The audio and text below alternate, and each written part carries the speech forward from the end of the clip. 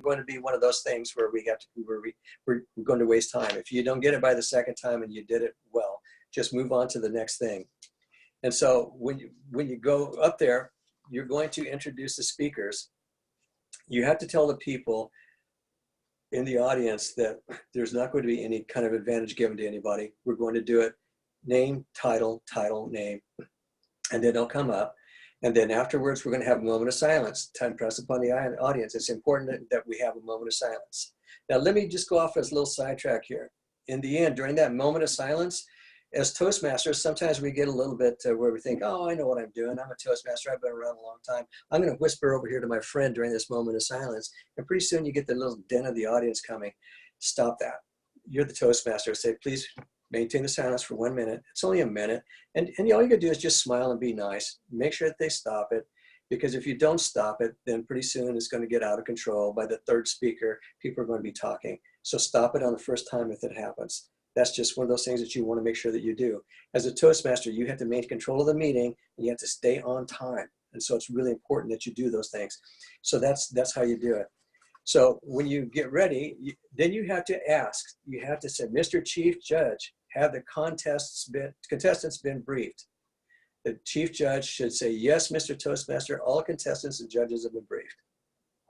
And so then you say, okay, now it's time to start the contest. When you do that, as the Toastmaster, then you have to say, make sure your Toastmaster understands how this is done.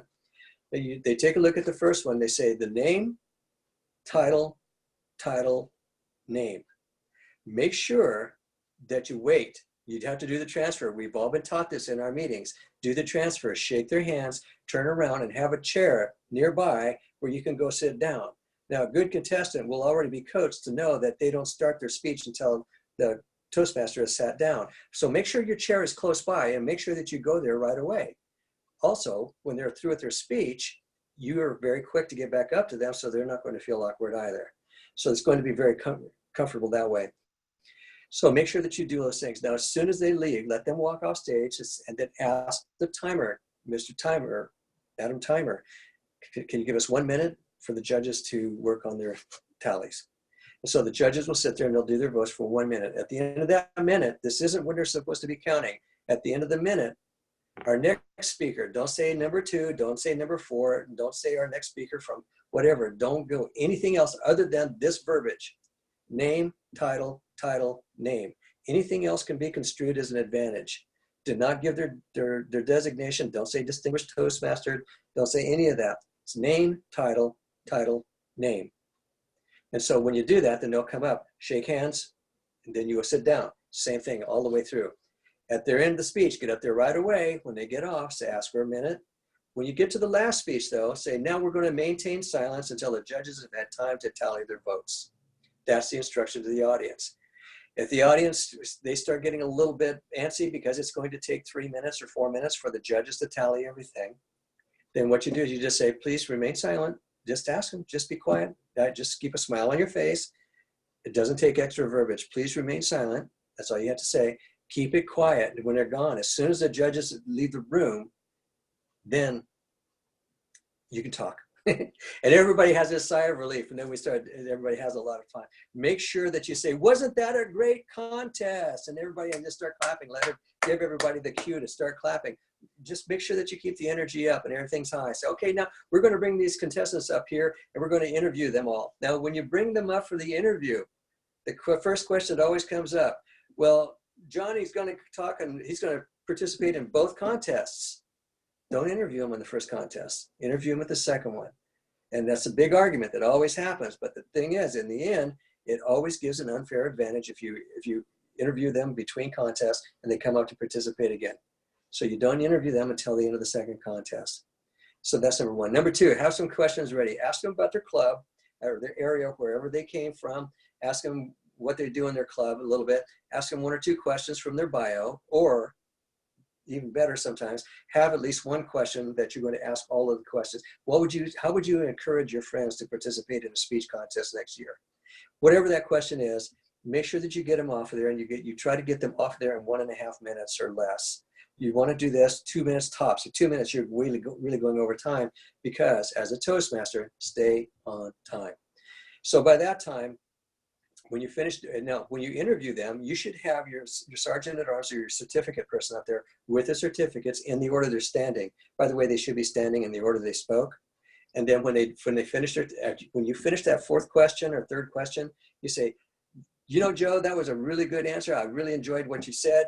By the way, we have a certificate here for you. We want to thank you so very much for participating in our contest. And we'd like to give you this certificate. And then you shake their hand and everybody claps for them. Then you move right on to the next one. You get it done right away. If you're getting behind in time, you can say that to the end. Say, we have certificates for all of you for participating. We want to thank you. And then you can just hand it to them as they walk off the stage. That'll save you time. Either way, but that's when you give them their certificate of participation. This is not when you announce the winners. That happens at the end of the contest. And you can even announce that to the crowd if you like. At this point in time, your job is pretty much done. And so you can take a break here. And you hand the control of the meeting or the contest back to the contest chair. The contest chair will call a break so that you can go out there and get yourself a snack or the restroom, stretch your legs, and then you start the next contest right after the break. Any questions? Yeah, Dave, someone just asked, after a contestant goes up there and speaks or competes, do they have to leave the room or do they stay right there? Actually, the only time that's an issue is during the evaluation contest, and they can't come into the room until it's their time. Afterwards, they have the option to leave the room, and they can be brought back in by the sergeant at arms, because some people are going to be nervous, and they just might want to go out there and just really need some fresh air. They have the option where they can leave the room or they can stay in. Is that? Yep, that about answers that one. Okay, what else? Nothing else? Okay. Nope. Okay, so let's take a break. Okay, break is over. So the second contest is pretty much done the same way. But you see, all those little details that the Toastmaster has to be aware of to make sure that they cover when they first start the contest, that's in there. And so make sure that you go in there and you tell them what the contest is, what the time limit is, tell them what the speaking order is, make sure that you ask if they've been briefed or not.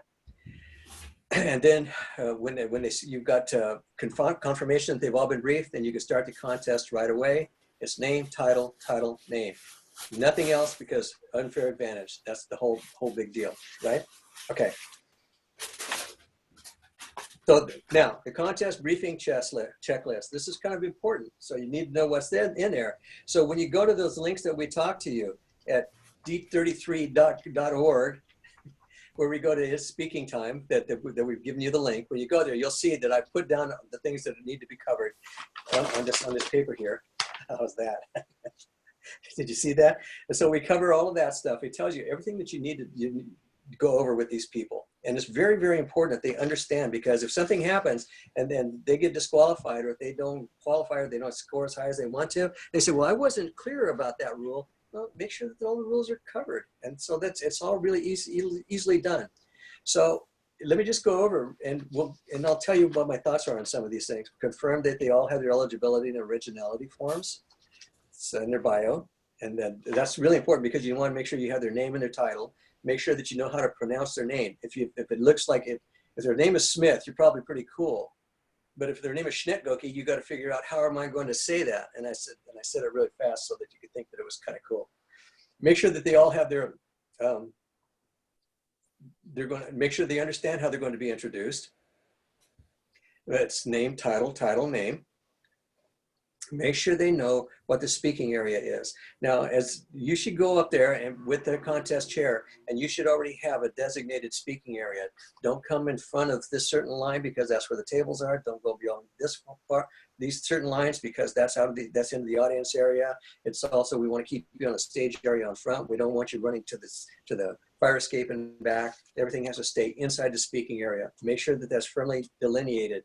Here's the deal: if they step outside of it, they're not going to be necessarily just automatically disqualified, but the judges can count down for that if they go outside the speaking area, and they should, because that's part of the speech. Make sure that they understand the timing. Make sure that they understand it's a 5 to 7 minute speech, but they've got that 4 minutes 30 seconds to 7 minutes and 30 seconds. Make sure they understand that, but make sure they know exactly where the timing light is, or the timing card, and make sure that they know that it's there. They know that the green light, when it comes up, it's going to be there for a minute. The yellow light's going to be on there. They're going to leave it there for a minute, and the red light's going to stay there until you finish talking. It doesn't matter if you speak for 8 minutes, 9 minutes. That red card's going to stay up. It's not going to come down, and nobody's going to announce if the timing went over. And so you just have to know that that's where it is. So you have to make sure they know where the timing is. And you should take a look too. Make sure that the timing, that the visibility of the timing equipment is right there. They can see everything clearly so that there won't be any kind of mistakes. I remember one time I was the timer for the district contest, and we were right up there, right in front of the stage. So there was no way that they could not see us. So that's important, that they know exactly where that is, and they know there's no questions about what their timing could possibly be, where their errors could be. So look at that. Is somebody counting that? There's an Now, what happens if your light goes out, and your timing light? If you have cards, it's not a big deal because you're going to be showing the cards anyway. But if you only have the timing light, you're going to give them 30 seconds. That's what Toastmasters calls for. So you give them that. When do you start timing? Make sure that the timers know, and make sure that the speakers know that the first gesture of communication, it doesn't have to be a word. If they come out there and they go like this, that's communication. That's when the timing starts. And make sure that they understand that, because if they get up there and they're 7:31 and they did this, it started right then. So now the judges are going to have the timing reports. When they have the timing reports after the end of each contest, those are collected by the chief judge. The chief judge takes that back with him. Chief judge does not inform the tally counters, the vote counters. The vote counters go ahead and count all the votes up, and they have their decision. At the end of that, the judge says, okay, we have a disqualification of this person for going over time. Okay, so we do that. Now, at that point in time, then you have to take a look at who's, okay, we still need first, second, third place. So you need to know who is fourth place to bring that person up. So that's when you announce it. Now, how does that get announced to the crowd? Well, when you're announcing the winners, at that point in time, if somebody was disqualified for time, you don't say a name, you just say, we had one disqualification for time. And that's all you have to say. And everybody in the audience goes, oh, because everybody feels sorry for that person. And we do. But the thing is, make sure that's done properly. And that way, the reason that you don't tell the vote counters is because, again, no influence. We don't have influence, and it's hard enough to count those votes. And so it's a little bit tricky. So you want to make sure that you don't do anything to hinder that process at all. So that's how that's done. Now, once a winner has been declared, it's final. But what about a protest? How can you protest? Well, there's only two people that can protest, the speakers and the judges. And you need to do that through the chief judge. And you can, it goes to the contest chair, and they take it in there, and then they'll go through with the judges. They'll say, well, here's the challenge. For what reasons? Well, you can do it for originality and, oh my gosh. You know, you just have those moments when you just have a brain aneurysm here. So for originality or eligibility. So if they're not eligible and they got up there and spoke, they didn't pay their dues in their club and you know about it, that's one of them. The other one is, so you know what, I've heard that story before. This person didn't write that story and they didn't give credit to the person who wrote it. So that's grounds for elimination. So, but you have to have a majority of judges vote, yep, we're going to eliminate that person, and that's how you do it. Now, towards the end of all of this stuff, what you do is, here's what I suggest you do. I suggest you get playing cards. Now, I always say get 2 more cards than you have speakers. So if you're going to have 5 speakers, have ace through 7, and you go up there and you mix them all up face down, and you have them draw it. And that's just so that everybody gets to have some left over when they're picking. It's kind of like drawing the short straw, but you pick the cards. So whoever gets ace is the first, whoever gets number 2 is second, and you all write that down, make sure that everybody sees it, and then you go out there, and that's what you're going to announce that is going to be announced at the beginning of the contest, so everybody knows the speaking order. Who needs to know the speaking order? Everybody, but especially the judges. Now, you also need to ask, do you have props?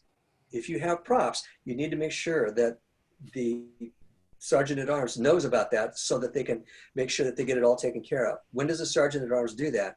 We'll have everything set aside before the speech contest starts. But then what happens is during that minute of silence in between, that's when they have to be able to get those props on the stage. If there's more than a minute's worth of moving that's going on, it's probably too many props for that contest. It also creates a disadvantage for all the other speakers. So that's when they do that. So make sure that that's done.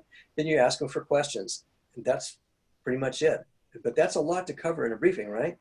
So, but once you do that though, now you got it all straight. Now everybody understands. The judges, I think the judges are pretty much self-explanatory. We've talked about how, make sure that when you give the judges their forms, make sure, I tell them sign the bottom of your forms now, because if they don't sign the bottom of the forms, it doesn't count. They want to show the third, second, and first place winners, all there. They tear that part off, they fold it over, and when they finish their tally, they hold it up, and the chief judge comes and collects them.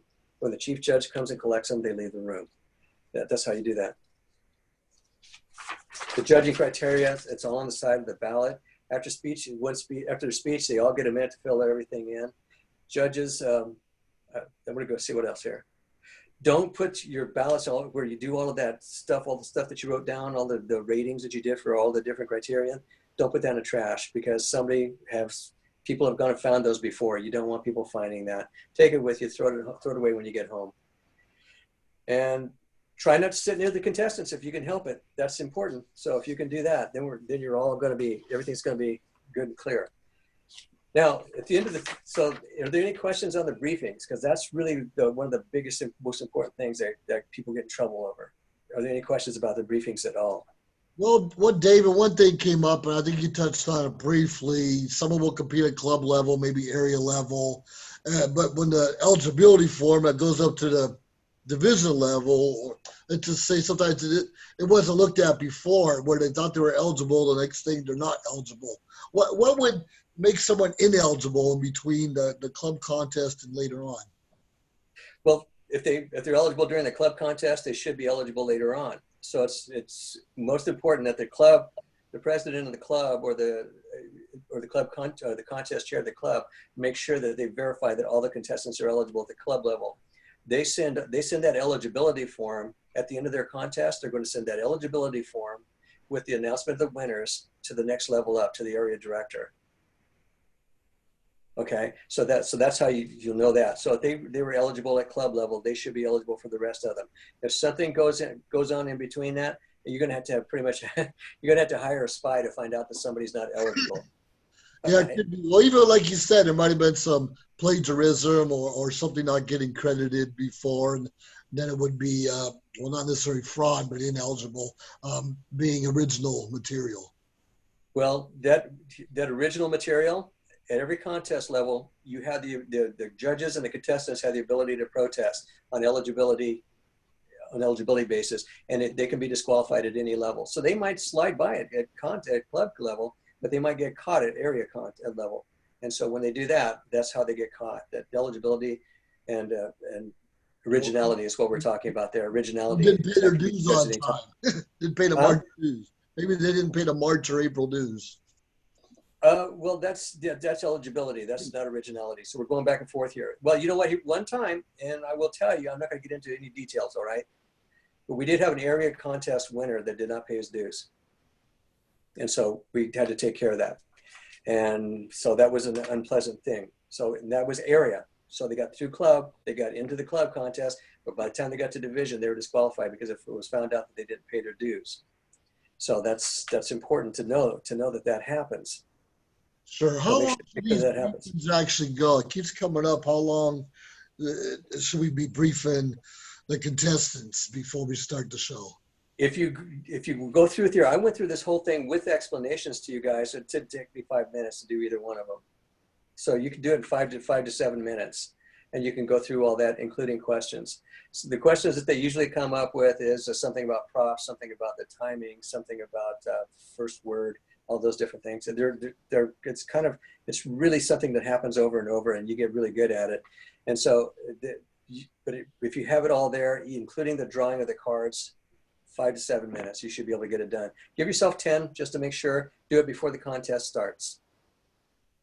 I do have one. And all you have to do is just go out there and yell out, all the contestants, come on over here for your briefing. That's true. That's true. Now, what if Let's just say I was an area director last year and I wanted to compete this year. Am I eligible or do I have to wait a couple years? Well, if it's you, I don't know, but for anybody else that was a the rules say that you cannot be a district director at the time of the contest. The only person that I've seen the rules, I could be wrong, but I don't think so. The only rule that I've seen where somebody is disqualified from competing is if they won the world championship the year before or any other year before. If you won a world championship, you can't compete, at least not in the international contest. But the district officers, if you're district officer now, you can't compete. Next year you can. I didn't see anything that showed me that there was a waiting period. Well, thanks. That's a good one. I don't think I'm going to Okay. win the world championship anytime soon. But you might, but not this year because you're a district officer. So you're not eligible. Okay. By the way, I don't know if I covered this. I want to make sure that I did. In the beginning, when the contest chair opens up the contest, opens up the entire meeting, they go up there, they do the thing, they do the flag salute, and they do a prayer or something inspirational, and then they welcome everybody to the meeting. They announce the dignitaries in the audience and do it properly with what their office is, what their title is. Our district director, distinguished Toastmaster, Flora Turner. So you do their office, their educational level, and who they are. So our district director, distinguished Toastmaster, Flora Turner. Our club quality director, distinguished Toastmaster, Joseph Skoda. That's how you do that. And just make sure that you do that, and you make sure you know who all of the dignitaries are in your audience. And so you can do all the area directors on up, and you can announce them. I don't think that you need to do presidents. Sometimes people say, if you've ever been an area director or division director, go ahead, stand up, and everybody applauds them. You can do that too. I think that's a little bit of overkill just because of time, but I think that it's a nice gesture, and I think it's okay to do. If you want to do that, that's perfectly fine. Make sure that you introduce to those people. Remember I said something about giving the dignitaries time to talk earlier? You can do it between the contest or at the end. Make sure that you have the district director, if he or she is there, give them that opportunity. Like I said, they'll do it in 3 minutes. They'll announce the next contest. So let's move on here because I've only got about 3 minutes left, and I want to make sure that we get it done in time. So the awards presentation, you bring up the speakers for the contest one at a time, one contest at a time, and you come up. If there's 5 or more people, you do third, second, first. If there's only 4, only announce the second and first, so that you don't single one person out saying, everybody got an award except David Lohman, he really stunk it up. You can't do that. But you want to make sure that you only do 2 if there's 4 contestants, only announce the top 3 if there's 5 contestants. But you announce third place, second place, and first place. Announce where they're going to move on to next. They're going to move on to the division contest, which is on this date, or they're going to move on to the district contest, which is this date, which is what date for the district contest, Joseph? This particular year, it's on my birthday, April 25th. That's right. Happy birthday. Thank you. And you're not competing. So that's how you do that. Make sure that, and so you give them the awards. And so I like to do the pictures afterwards. I tell people we're going to do pictures afterwards. So when you do the pictures afterwards, you can save that time. Otherwise, you're going to hand out an award. It takes a whole minute to minute and a half for people to come up with their cell phones and take the pictures. It takes a lot of time. So don't worry, we're going to bring everybody up after the awards, and you can take pictures then. That's how I like to do it. If you want to do it while you're giving out the awards, it's your show. Do whatever you want to do. But you hand out those awards that way at that time. And then when it's over, when they do win, ask the people, are you going to be able to move on to the next one? Because I don't know how many times I've been in these contests, even at division level, where they won. I said, hey, I can't make it to district, sorry. Okay. But then you have to make sure that you line up the second person to do that. Make sure that that's done so that when you hand the paperwork off to district, you know who those people are going to be, who the participants are going to be. Make sure that you make the announcements. Make sure that you thank everybody. Make sure that you give your district officers a chance to talk. And you're pretty much done at that point in time. And so that's over. Make sure you hand it over back to the contest chair. The contest chair thanks everybody and announces we've got some pictures to be taken over here. And then if you're going to be doing a lunch afterwards or something like that, you might announce that from the floor too. All of these things are there, and all of that stuff that I told you about, I gave you great links to find some stuff, to find some information where you put it together. All the questions should be answered. I even left my information where you can send me a note, you can send me a text, you can send me an email, and we'll be able to answer all kinds of questions for you. We'll get these things together. Remember, just have a good time doing it. Once you've done it once, you'll see it sit there and say, what was the big deal? I've done it, now I can do it again. First time it's a little bit spooky once you get to the higher level, but you can do it. You can all do it. And so, and I know because I did it, and if I can do it, you can do it. Joseph has done it. If he can do it, you can do it. I agree. So, I agree. Hey, real quick, I didn't, James Comji has his hand up. He has a question. James, want to unmute yourself?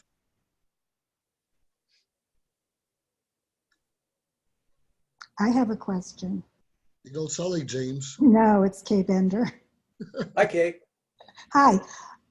Last year, I was at two different contests, and at one of them, the judges were acknowledged after the speech contests were completed, and at the other one, they were not. The one where they were not, they said that was not appropriate because judges are supposed to be anonymous, which is correct. Supposed to be anonymous. Nobody's going to get fired if you announce them. I've done that. I've been at the end of the contest. And I said, and our judges, John, Jack, and Susie, and I just announced who the judges were. And after it was over, I had all these distinguished Toastmasters come up to me with smiles on their face as they beat me with canes and told me, never do that. And the reason why is because you're going to be pressured. Why didn't I win? What were the votes? How close was it? And I'm mad at you. All of these things can happen. And so you want to make sure that the judges get to be fair with anonymity. And so that's why you don't do that. So the idea is you thank the judges. I don't even announce who the chief judge is. I just say that I thank the judges for their hard work, and then that I don't say who they are. I don't explain that I'm not introducing them either. I just say I thank the judges for their hard work, and I move on to the next sentence. But that's a really good question because people want to know, why don't I introduce the judges? Because of those reasons. Did that answer your question? Exactly what I thought, and I hope everybody knows it. Yeah, and somebody's going to make the mistake, and like I said, you're not going to get fired, but hopefully somebody will point out that you did it, so the next time you'll do better, and that's what it is. It's growing in Toastmasters, right? Right. So, thank you. and now, who else had a question, Joe? James Comji. Oh, from Fresno. That's the one. James, where are you? I guess James is challenged now. So there was one more quick question. Basically, if you pass the club, the area, the division, can you, if you forget to pay your membership dues, can you pay it the day of or the night before you compete at the next level? The rule says you have to be current in your membership dues. So as long as it's there. So I'm not sure how the contests are going to fall as far as the day the dues are due. But if they're due between division and direct and district, you got to pay them. If you don't pay them, you're not in good standing. So that's a good question. So dues have to have been paid. So make sure you pay your dues. Your club president should be making sure that that's happening, because you're going to be representing your club, and so he wants to make sure that that's happening too. Pay your dues if you win or you don't win the contest. Okay, so check that link. Check that link where you have all that stuff on there. All this stuff is in there. Those are really good resources. There's everything that you should want to know is in there. If you have any questions or something comes up, you have a problem.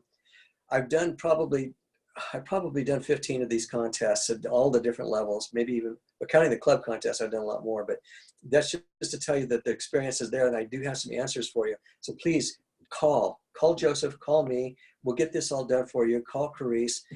Flora's busy. She just is overloaded. So I don't even call Flora when my house is on fire. So no, that's not true. Flora has always been good about answering the phone. Flora's amazing. But call us. We'll get these contests done for you. But call us early. Don't wait. Brian, do you have a question? Okay, I think we're about out of time, Joe. Okay, wish everyone a happy birthday to Flora. It is her birthday today. If there's any last minute questions, please bring them up right now. Everyone says thank you, thank you, thank you, and all that. So, Dave, we appreciate all your expertise you've given us to the district this time, and we appreciate you. See you out there on the Toastmasters roads of success. All right. Thank you, Joseph, for the opportunity. See you guys all later. All right. Bye-bye, everyone. Ah, Hey, I see you. I hope not. It's a pretty scary sight. All right. Thanks, everyone, once again. Dave, I got to talk to you when this is over. So I'm going to. You got it. All right. Dave, you guys did a great job. There she is. Hi, Flora. You guys did a great job. Thank you. David, you had all the points maxed out. He did. He hit everything, and we got some good references out there. Right. Okay, guys, I'm leaving you. All right, we're gonna miss you. Happy birthday once again. Thank you. Bye. Bye-bye, everyone. Bum, bum, bum.